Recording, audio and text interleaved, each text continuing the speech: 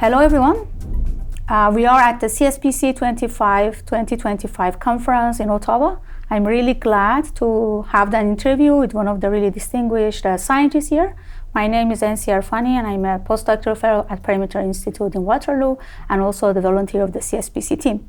So thank you so much, Professor Shohini Ghose, for joining us. You are the professor of physics at the Physics and Computer Science Department of the Laurier University in Waterloo, and also the Chief Technology Officer at the Quantum Algorithms Institute, and a winner of the CSPC prize that we will come back to that. So you are aware of that this year is the year of the quantum physics, and you are also working on quantum physics for several years. I just wanted to have your idea how this fundamental researches, including quantum physics, could be nationalized and internationalized, and how we can have the policymakers to really understand the value of the fundamental sciences like quantum. Well, first of all, thank you. It's lovely to be here and speak with you at this amazing conference. So with quantum itself being such a foundational theory, I think there's now this interesting point, this moment where it's being translated into technologies. I mean, over the last 100 years, of course, we've already seen a lot of benefits of quantum technologies, because without quantum science, we wouldn't have built the laser, we wouldn't have built electronics. So in a sense, we've seen the power of translating fundamental science into real world applications. So I think that's the way that we build forward. It would be really great if that messaging can be brought to governments, not just in Canada, but around the world, to really put forward the message that it's always the foundational science that leads to the engineering, that then leads to technologies, that leads to, of course, societal transformation. So that's already happened, especially with quantum science. And now we're right at the edge of what we call quantum 2.0, which is a second phase of this revolution, where we can think about, very, very fine-grained control over these very strange quantum properties, which seems again like very much like something that's a theoretical, interesting thing to do, but it does translate into very important applications such as security, data security. We live in that information age. So I think it's really important for those of us who are scientists to build up our communication skills to be able to bring this message to governments and practitioners and policymakers, because that's where we need to really bridge the gap that we have right now. Okay. Talking about how to transfer science to technology, we also see that women are already underrepresented in the case of the science and also going to technology. And I'm also aware that you are a really great advocate for the STEAM and also the role of the women in science, and also you also have a group at Laurier University, Laurier Center for Women in Science. Can you tell us more about your activities and also how you are also advocating for the role of the women in STEM subjects? Yeah, so being a scientist, I've tried to approach this from a scientific perspective. When there's a problem, in this case we have data which shows that we don't have very good representation in certain areas of science, such as physics, computer science, some areas of engineering, and there's no real evidence for why that should be. So in terms of any fundamental difference in our abilities as women to engage with this subject and be interested in it, I certainly feel gravity just the same way as men feel gravity. Good so point. I think that the laws of nature don't care who we are, so we should all be able to engage with it. And in fact, it is actually a fundamental human right for us to access and think about the universe.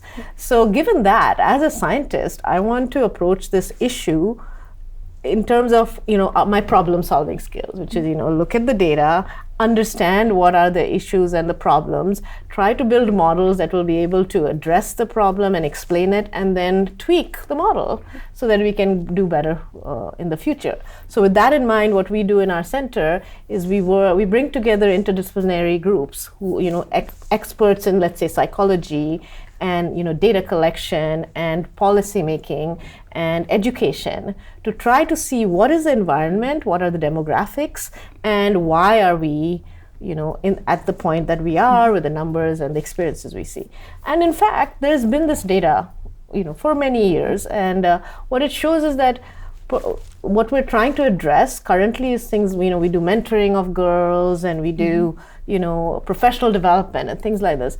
This to me is very remedial, right? This is about fixing the women, for example, to somehow fit the model out there. Instead of looking at the model itself and understanding that there are problems, that just trying to, give mentoring to fix the women will not change barriers to hiring and promotion and resources and all the things we need for a successful career.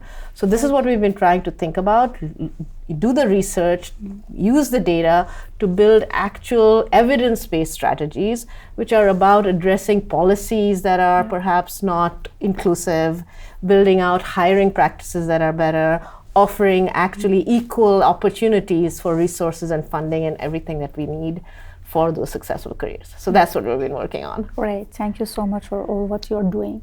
So since you are in the Science Policy Conference and you are also working in the quantum physics, which is one of the subjects can have a dual usage, and of course the countries are worried about that because of the security issues. How do you see that with all these geopolitical tensions that right now we have, how the scientists can stay neutral to really transfer knowledge apart from all these conflicts that they are facing right now? Wow, that's a big question. I don't think that scientists are humans, just like everybody else. I don't think we are actually neutral. So I feel like we have to be objective when we do the science, no doubt. But how the science is used, what it will, lead to, of course, is something that we should think of as humans, as part of society. So I think a lot of us scientists, we think, okay, yeah, we just do the objective stuff and not our responsibility to do more. But of course, it's our responsibility to think about impact on society, think about how we can shape and understand potentially both the good uses and the bad uses. So we have to do what we call anticipatory kind of governance. Talk to, as I said, as scientists we can certainly talk to our elected representatives, but we can also work internationally. All of us are engaged in collaborative science because it's very, very common now for all of us to work together in groups. And that can be across boundaries, geographical boundaries. So we can certainly use that to build out collaborations and engage in ways where we have a conversation already ongoing, and that can address some of these geopolitical kinds of tensions. I don't think we have all the solutions, but we can be part of the conversation much more if we continue to collaborate and continue to communicate. Sometimes scientists are not very good at that, so I think we need to work on it. Yeah. And coming back to your answer, I'm just wondering that since also women also are involved in science and technology, how do you see that, with all these conflicts, women will not be going behind because of all these issues, and how they can really find their path in all these tensions that's happening, and especially your center, how they can help women to really be empowered, to really not to face that much with all these barriers? Yeah, I think, there's two pieces to this. One is to navigate difficult, sorts of circumstances. Honestly, I think women are much more equipped to do that because we tend to always have to do that anyway. We're stuck with this issue of, finding our way forward, even if it's not a straight, easy path. So I think women don't give ourselves enough credit that we are already doing this. So, and I think we have a lot of power in community. Women talking to other women, supporting each other, we can all rise together. So I think those are important strategies that we need to really work on, and at our center we build that a lot. We're trying to build these national networks of researchers and women and sort of help make those kinds of collective voices emerge, because together we're always stronger, right? But I don't think it should just be about us women doing all that work, right? In the end, in this current circumstance, we have this opportunity to maybe build out, the future of STEM and technologies in a better way, where we put into place processes where it's not that women should expect, we're going to be left out, so we need to talk to each other and survive. No, we shouldn't be surviving, we should be thriving. Exactly. And for that, we need better regulations, better policies, leadership support. right? Exactly. Women at the top, by the way, will of course end up, making STEM better itself. But that's not why. We should do it because it's the right thing to do anyway. Definitely, you are completely right. So it's not your first time participating in the CSPC conference. Of course, you experienced it, talking with many people. How do you see that such kind of the conferences in Canada can really help to make a bridge between scientists and policymakers, and how we can do it much better to really be the voice of the two sides to understand each other much better?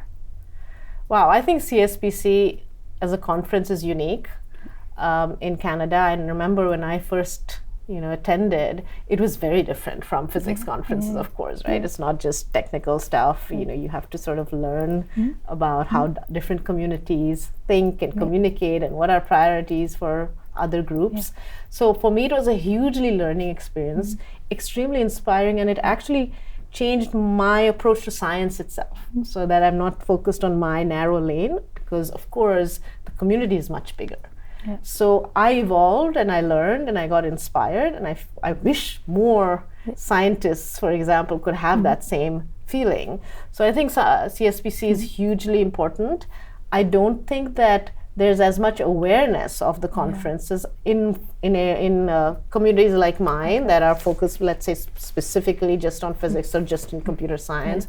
So I think one way to improve would be to raise somehow that awareness, maybe reach out to the national associations in chemistry, physics, computer science, engineering, and bring in more people into the conversation. Great. Thank you so much for your great comment, and I hope that we see you next CSPC conference here in Ottawa. Thank you so much. Thank you. Thanks. I'll be here.